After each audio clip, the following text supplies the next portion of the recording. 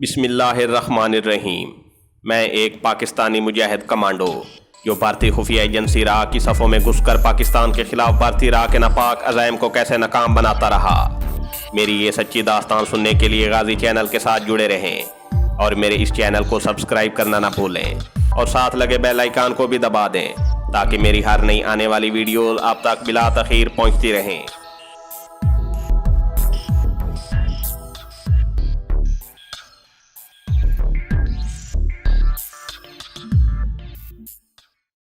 پلوس کر کے جاتے ہی میں نے ملک صاحب کو فون کر کے کہا، آپ بھائیوں والے باغ کی آبادی میں مشرقی کونے کی جانب گلی کے کونے پر جو 2 منزلہ سب کھڑکیوں والا مکان ہے اس کے سامنے والی بڑی سڑک پر آ جائیں۔ میں گاڑی لے کر وہاں پہنچ رہا ہوں۔ 10 منٹ کے بعد میں اور ملک صاحب جائے واردات پر اس مکان سے کچھ فاصلے پر سڑک کے کنارے کھڑے تھے جہاں آئی رات کو اجتماعی قتل کی واردات طے پا چکی تھی۔ ملک صاحب نے مکان کو اچھی طرح سے دیکھ لیا تھا۔ ہم وہاں سے واپس روانہ ہوئے تو ملک صاحب نے ایک باغ کے کونے میں گاڑی ایک طرف کھڑی کر دی اور کہا، میرا تمہارے ساتھ تمہارے گھر تک جانا مناسب نہیں ہے۔ پلوسکر اگر وہاں موجود ہوا تو وہ ایک اجنبی کو تمہارے ساتھ دے کر شک کر سکتا ہے۔ تم یہاں سے ٹیکسی لے کر چلے جانا، باقی تم کسی بات کا فکر نہ کرو۔ اس وقت شام کے 6 بجے ہیں۔ یوں سمجھ لو کہ رات کے 9 بجے تک اس مکان کے اصلی آدمی سارے کے سارے یہاں سے شفٹ ہو کر دوسری جگہ پہنچ چکے ہوں گے اور ان کی جگہ ہمارے آدمی اور عورتیں اور ان کے بچے مکان میں آ چکے ہوں گے۔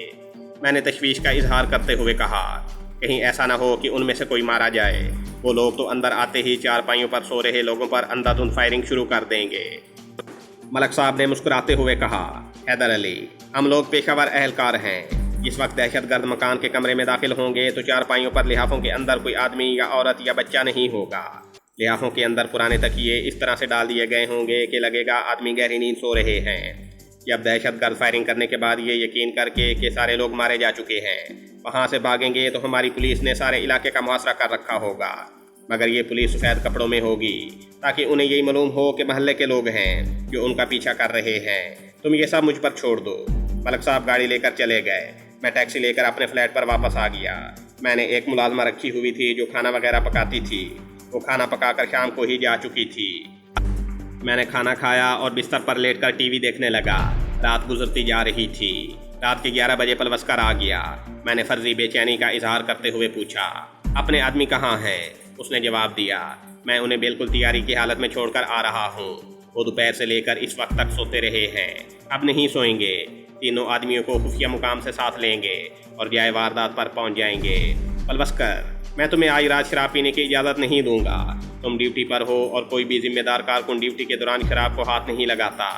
پلوسکر نے برا سا منہ بناتے ہوئے شراب کا کوارٹر جیب میں ڈال لیا اور بولا، دھرم چند جی، تم جیسا ذمہ دار انٹیلیجنس افسر میں نے آج ہی دیکھا ہے۔ ٹھیک ہے، میں آج دارو نہیں پیوں گا۔ میرا خیال ہے ہمیں بھی کچھ دیر آرام کرنا چاہیے۔ 1 بجے رات کا الارم لگا دیتے ہیں، کیا خیال ہے؟ یہ کہہ کر مرہٹا جاسوس صوفے سے اٹھا۔ کارنس پر رکھے ہوئے ٹائم پیس پر اس نے 1 بجے کا الارم لگایا اور سامنے والے دیوان پر آنکھیں بند کر کے لیٹ گیا۔ اس آدمی میں جانوروں والی صفات زیادہ تھیں۔ یہ شخص ہر وقت کھانا کھا سکتا تھا، جس وقت چاہے سو سکتا تھا، ہر گھر کو اپنا گھر سمجھ کر وہاں کی چیزیں بے تکلفی سے استعمال کرنے لگتا تھا۔ چنانچہ میرے دیکھتے ہی دیکھتے وہ خراٹے لینے لگا۔ مجھے لگتا تھا کہ وہ پہلے سے پی کر آیا ہے۔ اس کی یہ غیر ذمہ داری کی حرکتیں بال ٹھاکرے اور بھارتی ڈیفنس انٹیلیجنس کے آگے میرے موقف کو مضبوط کرتی تھیں۔ اس لیے میں نے پیش بندی کے طور پر اس کے بارے میں رپورٹ لے کر بال ٹھاکرے کو بھارتی سفارت خانے کی سفارتی ڈاک میں بمبئی پہنچا دی تھی۔ مجھے نیند بالکل نہیں آ رہی تھی، اگرچہ مجھے یقین تھا کہ جائے واردات پر کسی بے گناہ پاکستانی شہری کا خون نہیں بہے گا، بلکہ الٹا ایک بھارتی دہشت گرد ہی مارا جائے گا۔ اس کے باوجود نیند مجھ سے کوسوں دور تھی۔ میں بیڈ روم میں آ گیا۔ یہاں بھی میں نے ایک چھوٹا ٹیلی ویژن رکھا ہوا تھا۔ میں نے ایک چینل آن کیا اور BBC کے پروگرام دیکھنے لگا۔ رات بڑی آہستہ آہستہ گزرتی محسوس ہو رہی تھی۔ بڑی مشکل سے رات کے 12 بجے، پھر 1 بجا اور اس کے ساتھ ہی دوسرے کمرے کے ٹائم پیس کا الارم بجنے لگا۔ میں اٹھ کر دوسرے کمرے میں آیا۔ الارم کے شور کے باوجود پلوسکر گھوڑے بیچ کر سویا ہوا تھا۔ میں نے اسے ہلا کر جگاتے ہوئے کہا، الارم کیوں لگایا تھا اگر سوئے ہی رہنا تھا؟ وہ ہڑبڑا کر اٹھ بیٹھا، کیا 1 بج گیا رات کا؟ میں نے کہا، جلدی سے تیار ہو جاؤ، ابھی ہمیں اپنے آدمیوں کو بھی جا کر لینا ہے۔ وہ غسل خانے میں گھس گیا، منہ ہاتھ دھو کر باہر نکلا اور بولا، میں تیار ہوں، چلو نکل چلتے ہیں۔ 10 منٹ بعد ہماری گاڑی اسلام آباد کے مضافات میں سے پہاڑیوں کی طرف تیزی سے چلی جا رہی تھی۔ یہاں ایک خفیہ جگہ پر تینوں آدمی ایک مکان کے اندر لحاف اوڑھ کر سو رہے تھے۔ میں نے کہا یہ سورما بھی گھوڑے بیچ کر سو رہے ہیں، جگاؤ انہیں۔ یسوس پلوسکر نے ان کے اوپر سے باری باری لحاف کھینچ لیے اور کہا، جے بجرنگ بلی، جے بجرنگ بلی، اٹھو سورماؤ، اپنا اپنا اسلحہ چیک کرو۔ تینوں قاتل جلدی جلدی اٹھ کھڑے ہوئے۔ کوٹھڑی میں 2 موم بتیاں جل رہی تھیں۔ سب سے پہلے میں نے تینوں کلاشنکوفوں کو چیک کیا۔ میگزین بھرے ہوئے تھے، سیفٹی کیچ بھی چڑھے ہوئے تھے۔ میں نے دہشت گردوں سے کہا، سیفٹی کیچ وہاں جا کر کھولنا نہ بھولنا۔ ان میں سے ایک قاتل بولا، مہاراج بڑی کلاشنکوفیں چلائی ہیں، فکر نہ کریں، مکان میں ایک بھی زندہ نہیں بچے گا۔ میں نے انہیں تاکید کرتے ہوئے کہا، وہ لوگ لحاف اوڑھ کر سو رہے ہوں گے، ہمارا کام ہے کہ ان سب پر گولیوں کے برسٹ مارتے جاؤ، کسی کو جگانے کی ضرورت نہیں ہے، سمجھ گئے مہاراج، ایک قاتل نے جواب دیا۔ پلوسکر نے ان سے پوچھا، خنجر بھی ساتھ رکھ لیے ہیں نا؟ تینوں نے اپنے اپنے خنجر قمیض کے اندر سے نکال کر دکھائے۔ خنجر بھی تیز کر کے رکھ لیے ہیں مہاراج، اگر وقت پر اسلحہ نہ چلا تو ان خنجروں سے ان سب کی گردنیں کاٹ ڈالیں گے، مسلمانوں کو مارنے میں بڑا مزہ آتا ہے مہاراج۔ میں نے اپنے دل میں کہا، حرامیوں تم میں سے ایک تو ہر حالت میں ضرور کتے کی موت مرے گا، کاش میں باقی دونوں کو بھی مروا سکتا، مگر یہ میری مجبوری تھی۔ مصلحت کا تقاضا تھا کہ ان تینوں میں سے اس واردات کے موقع پر صرف ایک کو ہلاک کیا جائے، باقی دونوں کو زندہ گرفتار کر لیا جائے۔ ہماری اس واردات سے بھارتی سفارت خانے کی انٹیلیجنس پوری طرح باخبر تھی، بلکہ پلوسکر کے ذریعے ہمیں بھارتی سفارت خانے کی پوری آشیرواد اور حمایت حاصل تھی۔ مجھے معلوم تھا کہ واردات کے بعد ایک رپورٹ تو مجھے اوپر بھیجنی ہوگی اور دوسری رپورٹ بھارتی سفارت خانے کی طرف سے بھارتی وزارت خارجہ کو جائے گی۔ ہم لوگ پوری طرح سے تیار ہو کر جائے واردات کی جانب روانہ ہو گئے۔ رات بڑی سرد تھی، پنڈی اسلام آباد میں زیادہ سردی ہوتی ہے۔ راول پنڈی کی سڑکیں آدھی رات کے بعد سنسان تھیں، کسی وقت کوئی گاڑی اسلام آباد کی طرف جاتی نظر آ جاتی تھی۔ ہم لوگ ٹھیک 2:45 بجے موقع پر پہنچ گئے۔ ہمیں کچھ فاصلے پر چھپ کر اس خونی واردات کا دور سے مشاہدہ کرنا تھا۔ تینوں دہشت گرد بھارتی قاتلوں نے پوٹھوہار کے علاقے کا لباس یعنی شلواریں، لمبی قمیضیں اور گرم سویٹر پہن رکھے تھے، اوپر کھیس لیے ہوئے تھے جن کے اندر کلاشنکوفیں چھپائی ہوئی تھیں۔ ہم نے انہیں مخصوص مکان سے چند قدم پیچھے اتار دیا۔ مکان کا پورا محلِ وقوع انہیں معلوم تھا اور وہ درخت بھی انہیں دکھا دیا گیا تھا جس پر چڑھ کر انہوں نے مکان کی چھت پر جانا تھا۔ چاروں طرف گہری خاموشی تھی، وہاں سے کوئی چوکیدار بھی نظر نہیں آ رہا تھا۔ ہم ایک طرف اندھیرے میں کار کھڑی کر کے اس کے اندر چھپ کر بیٹھے تھے۔ پلوسکر کہنے لگا، آج چوکیدار بھی کہیں نظر نہیں آ رہا۔ میرا خیال تھا کہ اسے سب سے پہلے قتل کرنا پڑے گا، مگر لگتا ہے شاید آج وہ بیمار ہے، اس کی موت نہیں لکھی ہوئی تھی۔ میں سمجھ گیا کہ چوکیدار کو ملک صاحب کی خفیہ پولیس نے ادھر ادھر کر دیا ہے۔ میں دل میں دعا مانگ رہا تھا کہ مکان کے اندر کوئی پاکستانی ہلاک نہ ہو جائے۔ سڑک پر ایک جانب تھوڑے تھوڑے فاصلے پر بتیاں روشن تھیں، جن کی روشنی سردی اور دھند کی وجہ سے دھندلی تھی۔ سڑک کی دوسری جانب اندھیرا تھا۔ اس اندھیرے میں ہم نے تینوں بھارتی دہشت گردوں کو تیزی سے دوڑتے ہوئے اندھیرے میں گم ہوتے دیکھا۔ اسی جانب مکان کا پچھواڑا تھا جہاں درخت پر چڑھ کر انہوں نے مکان کی چھت پر کودنا تھا۔ اب مجھے فائرنگ کے دھماکوں کا انتظار تھا۔ مجھے یقین تھا کہ ہماری پولیس کے آدمی سویلین کپڑوں میں مکان کے باہر، مکان کے اندر اور مکان کے آس پاس اسلحہ لیے موجود ہوں گے، اگرچہ مجھے ان میں سے ایک آدمی بھی نظر نہیں آ رہا تھا۔ یہ وقت دل کی دھڑکن کی رفتار کے ساتھ گزر رہا تھا۔ کسی بھی وقت پنڈی کی سرد خاموش رات کی فضا کلاشنکوفوں کے دھماکوں سے گونج سکتی تھی۔ سیکنڈز منٹوں میں تبدیل ہوتے جا رہے تھے۔ میں نے بے چین ہو کر پلوسکر سے کہا، یہ لوگ اوپر جا کر مر گئے ہیں کیا؟ پلوسکر نے ابھی میرے سوال کا جواب نہیں دیا تھا کہ فضا کلاشنکوفوں کے تڑاکوں اور دھماکوں سے گونج اٹھی۔ اس کے ساتھ ہی مکان کے اندر اور نیچے گلی میں سے لوگوں کی پکڑ لو دہشت گرد ہیں کی آوازیں آنا شروع ہو گئیں۔ پلوسکر نے گھبرا کر کہا، ان ملیچھوں نے تو سارے محلے والوں کو جگا دیا ہے۔ کلاشنکوفوں کی دھماکوں کی آوازیں مسلسل گونج رہی تھیں۔ کلاشنکوفوں کی آوازوں میں اب پستولوں اور رائفلوں کی دھماکوں کی بھی آوازیں آنے لگی تھیں۔ ان آوازوں کو میں نے پہچان لیا تھا، پلوسکر نے نہیں پہچانا تھا۔ یہ رائفلوں اور پستولوں کے دھماکے اپنی پولیس کے تھے جو وہاں پہلے سے چھپ کر بیٹھی ہوئی تھی۔ اتنے میں سارے علاقے میں شور مچ گیا، لوگ گھروں سے باہر نکل آئے۔ ہم نے 2 دہشت گردوں کو مکان کے دروازے سے نکل کر گلی میں بھاگتے ہوئے دیکھا۔ وہاں روشنی تھی۔ پلوسکر اور میں اندھیرے میں گاڑی کے اندر چھپ کر بیٹھے ہوئے تھے۔ پلوسکر بولا، یہاں سے بھاگ چلو، ہم پکڑے گئے تو سارا پول کھل جائے گا۔ مجھے معلوم تھا کہ پولیس ہماری طرف نہیں آئے گی۔ میں نے اسے ڈانٹ کر غصے میں کہا، نہیں، ہمیں اوپر رپورٹ بھیجنی ہے، ہم پوری کارروائی کا جائزہ لیں گے۔ دونوں دہشت گرد بازار کی طرف دوڑتے چلے آ رہے تھے۔ ان کے پیچھے سویلین کپڑوں والی پولیس کے 2 آدمی دوڑ رہے تھے۔ پلوسکر نے خوفزدہ ہوتے ہوئے کہا، یہ 2 ہیں، تیسرا کہاں ہے سالا؟ میں سمجھ گیا کہ تیسرے دہشت گرد کو پولیس نے طے شدہ پروگرام کے مطابق اوپر ہی ختم کر دیا ہوگا۔ ان دونوں کو بھی وہاں سے فرار ہونے کا موقع دیا جا رہا تھا۔ انہیں کچھ دور جا کر پکڑنا تھا۔ جس طرف دونوں دہشت گرد بھاگ رہے تھے ادھر کچھ دور سویلین کپڑوں والی پولیس کے مسلح گارڈ موجود تھے۔ انہیں سویلین کپڑے اس لیے پہنائے گئے تھے کہ دہشت گرد بھی بعد میں شہادت دے سکیں کہ انہیں پولیس نے نہیں بلکہ محلے کے لوگوں نے پکڑا تھا۔ میری اسکیم اس طرح کامیاب ہو سکتی تھی۔ جب دونوں بھارتی دہشت گرد دوڑتے ہوئے ہماری نظروں سے اوجھل ہو گئے اور بازار اور گلی میں لوگوں کا ہجوم جمع ہو گیا تو میں نے یہ کہہ کر گاڑی سٹارٹ کر دی کہ اب ہمیں یہاں نہیں رکنا چاہیے۔ میں نے تیزی سے گاڑی کو واپس موڑا اور اسلام آباد جانے والی سڑک پر ڈال دیا۔ میں نے کہا، ہمارے صرف 2 آدمی وہاں سے نکل سکے ہیں، تیسرا کہاں چلا گیا؟ وہ نظر کیوں نہیں آیا؟ پلوسکر بولا، میرا خیال ہے پولیس مقابلے میں مارا گیا ہوگا۔ یہ دونوں تو نکل گئے ہیں، اپنے خفیہ ٹھکانے پر پہنچ جائیں گے۔ میں نے کہا، مکان میں تو کوئی زندہ نہیں بچا ہوگا، بڑی فائرنگ کی ہے ان لوگوں نے، اتنی فائرنگ میں کون زندہ بچا ہوگا؟ سب کے سب مارے گئے ہوں گے۔ پلوسکر نے جملہ ختم کیا تو میں نے کہا، بھگوان نے بڑی مدد کی ہے ہماری، اس طرف آج گشتی پولیس کا بھی کوئی آدمی نہیں تھا۔ میں نے یہ جملہ جان بوجھ کر اور ریکارڈ میں ڈالنے کے لیے کہا تھا تاکہ یہ شک کسی کے ذہن میں نہ آئے کہ پولیس کو پہلے خبردار کر دیا گیا تھا۔ اسی خاطر ملک صاحب نے ساری پولیس کو سویلین لباس میں رکھا ہوا تھا۔ پلوسکر بولا، مہاراج، بڑا کامیاب آپریشن رہا ہے، ہمارا ایک آدمی مارا گیا ہے تو پھر کیا ہوا؟ جس طرح فائرنگ کی آواز سے سارا محلہ اٹھ بیٹھا تھا، ایسی حالت میں تو ان تینوں کا مارا جانا یقینی تھا۔ میں نے جان بوجھ کر انجان بنتے ہوئے کہا، حیرانی کی بات ہے، لوگوں کے پاس بھی تو اسلحہ موجود تھا۔ پلوسکر کہنے لگا، تمہیں شاید معلوم نہیں، یہاں ہر دوسرے آدمی کے پاس کچھ نہیں تو باڑے کا ایک پستول ضرور ہے۔ ہم اسلام آباد پہنچے تو آسمان پر پچھلے پیر کا سفیدہ سحری نمودار ہونا شروع ہو گیا تھا۔ پلوسکر کہنے لگا، ہمیں یہاں سے سیدھا پہاڑیوں والی خفیہ جگہ پر جانا چاہیے، دونوں مفرور آدمی وہیں پہنچیں گے۔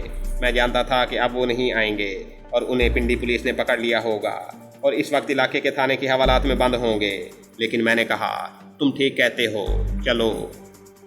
ہم فلیٹ میں رکے بغیر وہاں سے سیدھا اسلام آباد سے آگے پہاڑیوں کی طرف چل پڑے۔ وہاں تک پہنچتے پہنچتے صبح کی سفیدی چاروں طرف پھیل چکی تھی۔ ہم نے خفیہ پناہ گاہ میں جا کر دیکھا، ان دونوں میں سے ابھی تک ایک بھی نہیں پہنچا تھا۔ ہم ٹیلے کے دامن میں بنی ہوئی چھوٹی سی ویران کوٹھڑی میں بیٹھ گئے۔ اندر کی فضا گرم تھی۔ میں نے کہا، یہ بھی تو ہو سکتا ہے کہ ہمارا تیسرا آدمی بھی بھاگ نکلنے میں کامیاب ہو گیا ہو۔ ہاں، ایسا ہو سکتا ہے، پلوسکر نے سر ہلاتے ہوئے کہا۔ میرا خیال ہے ایسا ہی ہوگا، وہ تینوں دن نکلنے تک یہاں پہنچ جائیں گے۔ ہم کافی دیر وہاں بیٹھے باتیں کرتے رہے۔ میں بیٹھے بیٹھے وہاں زیادہ بور ہو رہا تھا کیونکہ مجھے معلوم تھا کہ ان تینوں دہشت گردوں میں سے کوئی بھی واپس نہیں آئے گا، لیکن مجھے پلوسکر خود ہی کہنے لگا، دھرم چند جی، میرا خیال ہے پولیس ان کے پیچھے لگی تھی، وہ پولیس کو جل دے کر کسی دوسری طرف نکل گئے ہیں اور کسی جگہ چھپ کر بیٹھ گئے ہیں۔ اب وہ رات کا اندھیرا ہو جانے کے بعد ہی یہاں آئیں گے۔